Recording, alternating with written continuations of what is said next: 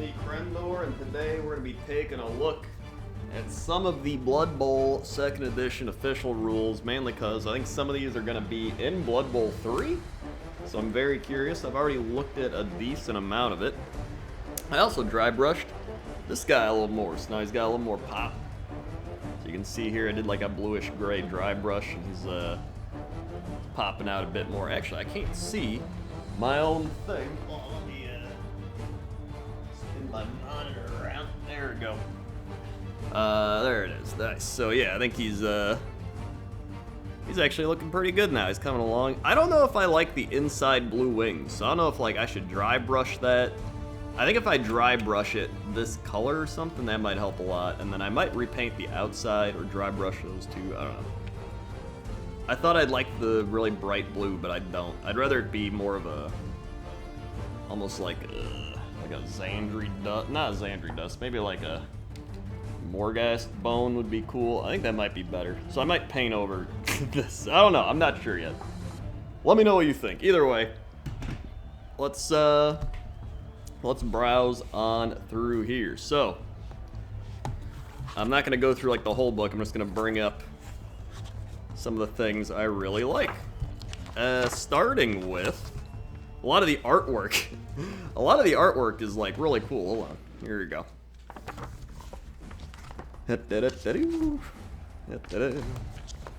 I love like pictures like this are great. Really, it's like the embodiment of Blood Bowl. You got like all your basic stuff. You got your dice rolls, your modifiers, your roll-offs, your natural rolls, your deviations, your scatters, your team re-rolls.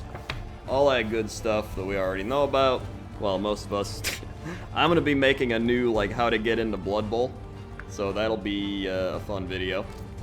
Once Blood Bowl 3 comes out, I'm going to make a how to get into Blood Bowl 3 and Blood Bowl in general. So, one of the biggest new things about the game is passing. So there's now a passing value. And if we go to passing ability over here, well, you can't even really see it, but passing ability. This characteristic represents the player's ability to pass the ball, and in some cases, other players, and perhaps even bombs. So agility used to be the thing you used to pass, and now it has its own statistic, which is great. So agility is mainly used for skill dexterity, how easy they can pick up the ball, and their ability to break away from a scrum and dodge and such, all that good stuff. One thing I noticed is now it looks like you want lower stats. So if you look at this little table, right? Well, except for movement, you have 9 movement. Let's say, oh, so your max is actually 9 movement, 8 strength, 1 plus agility, 1 plus passing, and 11 plus armor value. You can't have any higher. The minimum is 1, 1, 6, 6, and 3. So take a look over here. Trying to find where I found it. Here's a Goblin Cheerleader, which looks interesting. Game of 2 halves. You got your weather. Hold on here. You got the oh yeah, this is a new thing. The Prayers to Nuffle table. In League play, the Prayers to Nuffle table may often be used during this step of the pregame sequence. In both League and Exhibition play, it may sometimes be used at the start of a drive. During this step of the pregame sequence, the coach of the underdog team may roll once on the Prayers to Nuffle table for every full 50,000 gold pieces of difference in CTV. Roll a d16, consult the table, re-rolling any duplicates, and make a note of the result. All results rolled on this table come into effect at the start of the next drive. Most results last until the end of the next drive, then they cease to apply. Others last until the end of the half, and a few results last until the end of the game. And you just get these little bonus things over here, like, there's one that's until the end of the turn, randomly select an opposition player that's available to play, reduce their movement by 1. One is randomly select D3 opposition players to play during this drive that do not have Loner X+. Until the end of the drive, those players get Loner 2+. There's also player gains Mighty Blow +1, improve a player's armor 1, give a player stab.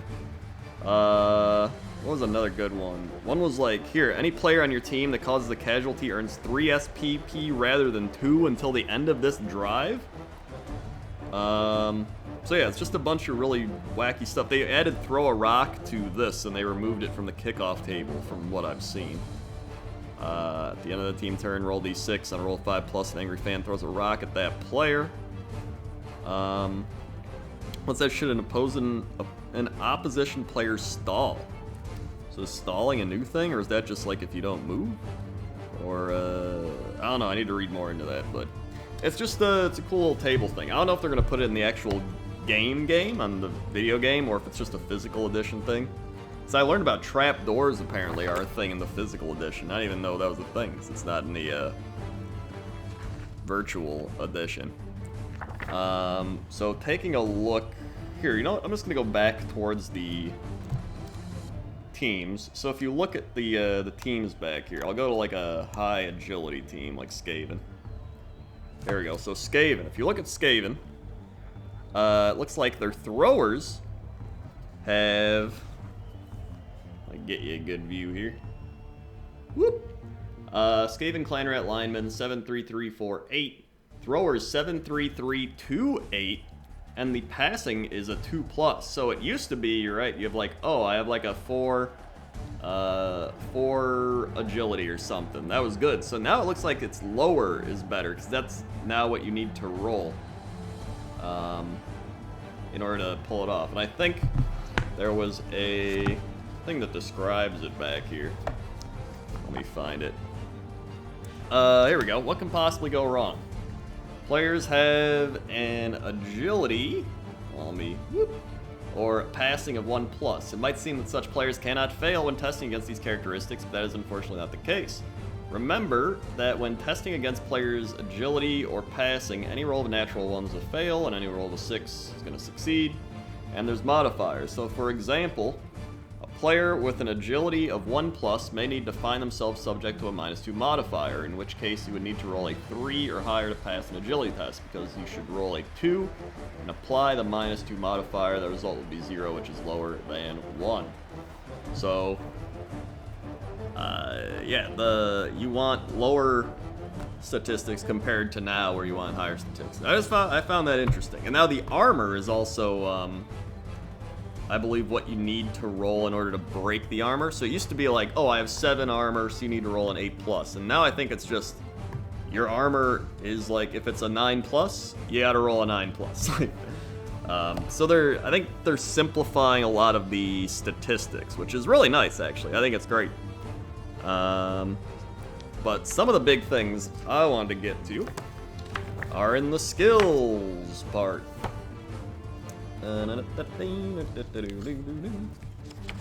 Where are we? Armor and injury rolls. This has actually been changed quite a bit. So now stunty players have their own injury table.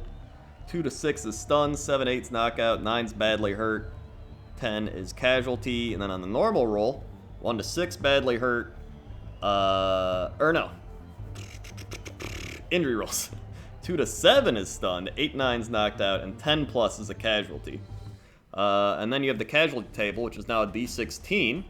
1 to 6 badly hurt, 7 to 9 seriously hurt, 10 to 12 serious injury, 13-14 lasting injury, and then 15-16's dead.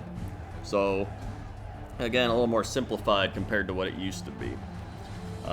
Then, I believe we have Argue the Call is a new thing, which is really cool. So, a new thing you can do is Argue the Call. When a player is sent off by the referee for committing a foul, their coach may attempt to argue the call. Roll a d6. 1, you're out of here. The referee is so enraged with that coach as ejected with the player.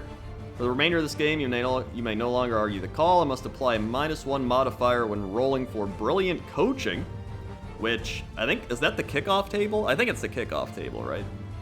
Or it's like plays into that. I don't remember what I think that's what it was. 2 to 5, I don't care. Referee's not interested in your argument. Player's sent off and the turnover's caused. And if you roll a 6, a turnover is caused, but the player that committed the foul is not sent off. So that is actually really cool that you can do that. It adds a little more fun to fouling. Stalling. Oh, here we go. Sometimes a coach will want their team, bump this up, Sometimes a coach will want their team to run a clock down, opting to not score when they easily could. At other times, the team can get so caught up in the violence of the game they simply forget to score when they have the chance. This is a perfectly valid tactic, although it can be risky. If at any point during your team turn a player belonging to your team meets the following criteria, that player is said to be stalling. 1. The player is open. 2. The player is in possession of the ball. 3. The player is able to activate and perform their declared action without the need to first roll a d6. And 4. If the player is able to move into the opposition's end zone without needing to rush or dodge. Failing to activate a stalling player before your turn ends, or activating that player but declining to score a touchdown is stalling. Okay, so they're actually adding a term for it, which is, I think it's cool. Because I like the fact that you can milk the clock and stuff, but now there's like things that are going to tie in to stalling like we read earlier. So that's really cool. I like that a lot too. Let's see, dealing with secret weapons. You got some other stuff. What did I want to see here? Oh, now there's for star player points. So, earning star player points. 1 SPP for a completion. When a player makes an accurate pass action, which is caught by a teammate occupying the target square that's said to make a pass completion, you get 1 SPP. Now, when a player makes a superb throw teammate action, and if the throw player lands safely, they are said to have made a throwing completion, and that's 1 SPP. So now your guys that throw teammates can actually level up. So that's really nice for trolls and ogre teams and stuff like that. Now, interceptions actually earn you 2 SPP, and deflections earn the player 1 SPP. So deflections, I think, are also a new thing, because that's, I don't think I've ever seen that before. So deflections now 1 SPP. I imagine it's something where you just knock the ball down and it kind of scatters. I wonder if there's anything here that talks about deflections, passing interference.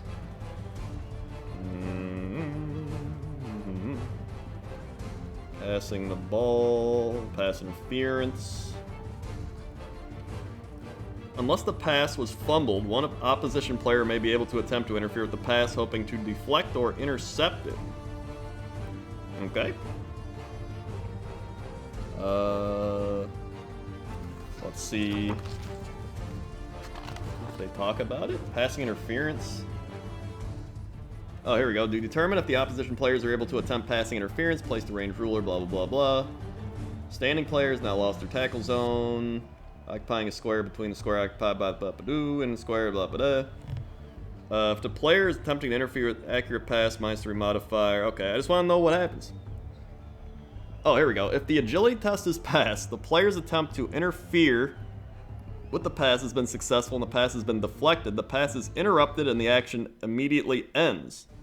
The player that made the deflection must now attempt to convert that deflection into an interception by catching the ball as described opposite. If they do, they've made interception. If the player fails to catch the ball, it will scatter from the square they occupy. Oh, that's really cool. That's a little more like actual football, right? Because it's like you knock the ball down, but maybe you don't pick it off. But again, then maybe you roll really well and you pick it off. That's really, I like that. Following any successful passing interference, if the ball comes to rest on the ground in an empty square or in the possession of a player from the opposing team, a turnover is caused. If, however, the ball is caught by a player on the active team after scattering, no turnover is caused. Wow, that's really good. So you got some crazy, crazy plays. Alright, back here. Touchdowns through SPP. Another big one is MVP. So MVP, at the end of the game, each coach randomly selects one player from their team that was eligible to play during the game and did not suffer a casualty. Result of 15-16 dead. And that player receives the MVP, earning 4 SPP. That's very nice, and it removes the element of RNG to the MVP. And makes it so you can actually have MVPs on your team. So that's fantastic. So if one guy does really well on your team, you want to get him some SPP or want someone else to level up, you can do that. Although it does say randomly selects one player from their team. So I don't know if that's random. Either way, you won't have dead MVPs. That's the biggest thing that's coming out of this. You won't have dead MVPs. Thank God. So some crazy skills I was looking at.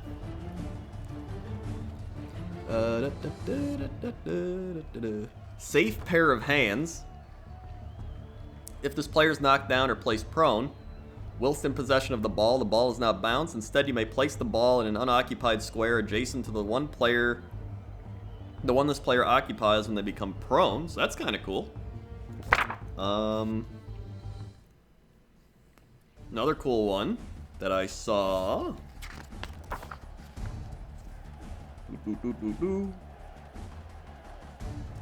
Monstrous Mouth. This player may reroll any failed attempt to catch the ball. In addition, the strip ball skill cannot be used against this player. Iron Hard Skin. Claw cannot be used against... Claw skill cannot be used when making an armor roll against this player. Another one was... Running Pass. If this player performs a quick pass action, their activation does not have to end once the pass is resolved. If you wish... And if the player has not used their full movement allowance, they may continue to move after resolving a pass. That's really cool. Cloudburster. When this player performs a long pass action or a long bomb pass, not a bong pass, you may choose to make the opposition coach re-roll a successful attempt to interfere with the pass. Fumble Rooskie's a new one that's cool. When this player performs a move or blitz action while in possession of the ball, they may choose to drop the ball. The ball may be placed in any square the player vacates during their movement and does not bounce. No turnover is caused. One of the biggest ones we've found is, of course, well, here's Brawler. When this player performs a block action on its own, this player may re-roll a single both down result. That's kind of cool. That's another interesting take on block, actually. Pile Driver. When an opposition player is knocked down by this player as the result of a block action, this player may immediately commit a free foul action against the knockdown player. To use this skill, this player must be standing after the block dice result has been selected and applied and must occupy a square adjacent to the knockdown player. After using this skill, the player is placed prone and their activation ends immediately. So now, Pile On has become Pile Driver, and it no longer gives SPP, it is fouling. Woo! Take that, Mighty Blow Pile On teams. Beautiful, fantastic, I love it. Get rid of it. I'm so happy they removed Mighty Blow Pile On. So happy. Also, there is the new loner rules, but I think they already talked about them. So it used to just be a loner was like, oh, you gotta reroll, or you gotta roll like, what, a 4+ to do a reroll? And now there's loner like 1, 2, and 3. So there's different tiers of loners. You might not be as big of a loner as like another guy, right? So it's actually a lot nicer. Maybe you only got to roll a 5+ or a 4+ instead of a 3+ or something. Or you only have to roll a 3+ instead of a 4+. You know what I mean? Or a 2+ or something.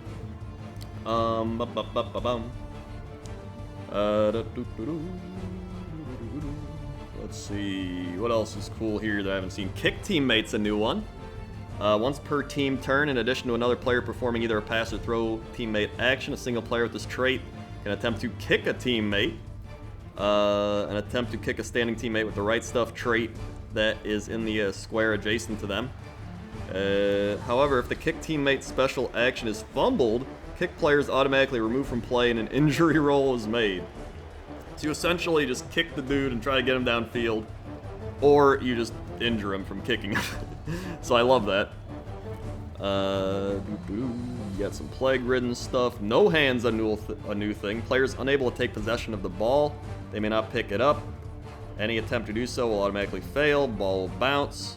So some players, like, I think the ghouls or something, whatever the ghosts are, they don't have hands, and some other guys don't have hands. What else we got? Swarming's, I think, a new thing. During each start of a drive sequence after step 2 but before step 3, you may remove D3 players with this trait from the reserve box of your dugout and set them up on the pitch, allowing you to set up more than the usual 11 players. They may not be placed on the line or in a wide zone. Still, this is good for, like, I think goblins and noblars or something have that, so you can just get more goblins and noblars on the field. I think that's great. Just have them swarm in the field. Timber. If this player has a movement allowance of 2 or less, apply a +1 modifier to the dice roll when they attempt to stand up. For each open standing teammate they are currently adjacent to, a natural one is always a failure, no matter how many teammates are helping. So you can actually help your trees stand up and stuff, which I don't think they had before. I think that's a new skill. Unchanneled Fury. When this player is activated, even if they are prone or have lost the tackle zone immediately after declaring the action they'll perform, but before performing the action, roll a d6, applying +2 modifier to the dice roll if you declared the player would perform a blocker blitz. On a 1 to 3, this player rages incoherently, and they end their turn immediately. On a roll of 4+, this player continues their activation as normal and completes their declared action. So isn't that like the wild animal or whatever? They might just call it Unchanneled Fury now. Maybe it's a little different. I don't know. And those are pretty much the main traits I found from there. Is there anything else? Still got Fireball and Zap. I did see there's now a wizard. Or no, not a wizard. A weather ref. Or no, a weather mage. Oh my god, this is what I gotta buy. 30,000 pieces. Gold pieces. Many stadium owners employ weather mages, paying good money for highly localized spells to control the elements to keep fans dry and happy. Rarely does the magical climate control extend to the pitch, though, unless a coach is willing to pay for the service, that is. Weather mage is not a wizard inducement, and a coach may induce both a weather mage and a wizard. You may use the weather mage once per game, activating it at the start of your team's turns before activating any players. Roll on the weather table, applying a modifier of 1, 2, -1, or -2 if desired. Resulting weather conditions are applied immediately and will last until the end of the opposition's next team turn, replacing the existing weather conditions. At the end of the opposition's next team turn or at the end of the drive, whichever comes first, the replaced weather conditions will return. That's really fun. So you just be like, make it snow, make it rain. I love that. Add a little more craziness.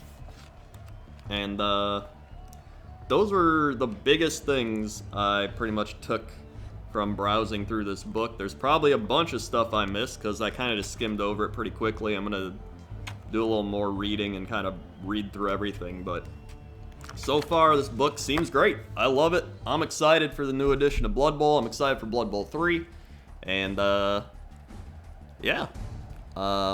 There'll be more Warhammer painting coming soon. I gotta paint these guys some more. I gotta paint some more stuff. And I'm actually going to be painting my Lizardmen Blood Bowl team, so that'll be fun as well. If you're new here, click the follow button or subscribe button. I'm so used to Twitch now. Subscribe, hit the bell, comment, likes, all that good stuff. And yeah. Okay. See ya. I gotta go turn it off now.